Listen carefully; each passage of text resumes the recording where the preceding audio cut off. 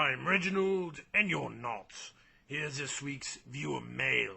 Dear Reginald, kick-ass show, but I was wondering, do you have any good tips for picking up chicks? Because I have emailed many of these email-type shows about the same subject, and they don't answer back.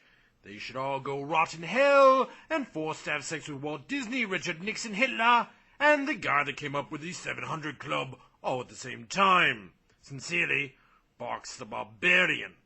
Well, Box, I do happen to have several suggestions for you on picking up chicks. 1, look into your strange obsession with Walt Disney, Nixon, and Hitler. It's just not healthy, even for a barbarian.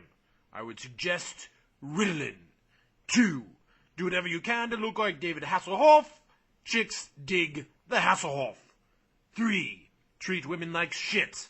They love that.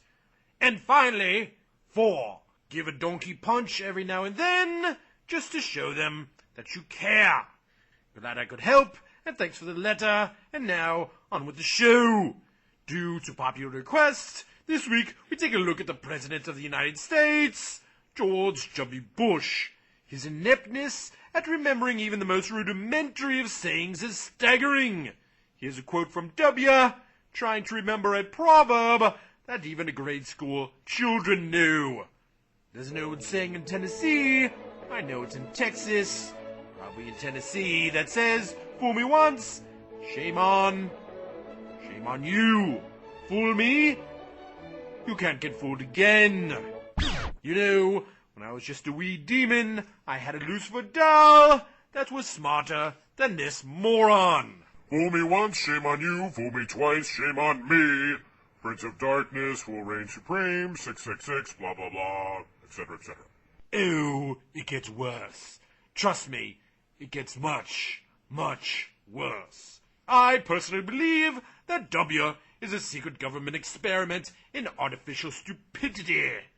On April 9, 2002, he said, and so, in my state of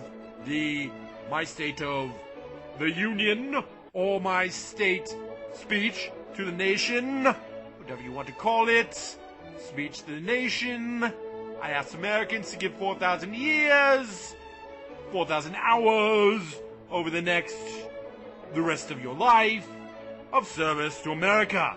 That's what I asked. 4,000 hours. Or this pearl of wisdom in July of 2001. I know what I believe, I will continue to articulate what I believe, and what I believe is right. Oh dear Satan. Please tell me this man does not have his finger on the button. Maybe it's not just W's fault. Could it be that all people from Texas are dumber than a box of hair? He seems to think so. He blames Texas for this next gem. Actually, this may sound a little West Texan to you, but I like it when I'm talking about myself, and when he's talking about myself, all of us are talking about me. I'd call him retarded, but I'm afraid of offending that vegetable woman in Florida. There's no stopping this man. His stupidity knows no bounds. He is the Monet of morons, the Beethoven of boneheads, the Socrates of simpletons. Here's some of my personal favorites. I think we agree the past is over. Republicans understand the importance of bondage between a mother and a child. And the piece de resistance. You teach a child to read, and he or her will be able to pass a literacy test. Oh, dear Satan.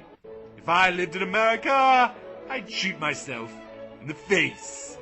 Oh, I could go on. Believe me, I could go on. However, this is even too depressing for me. President George W. Bush, you are a fucking moron. Thank you.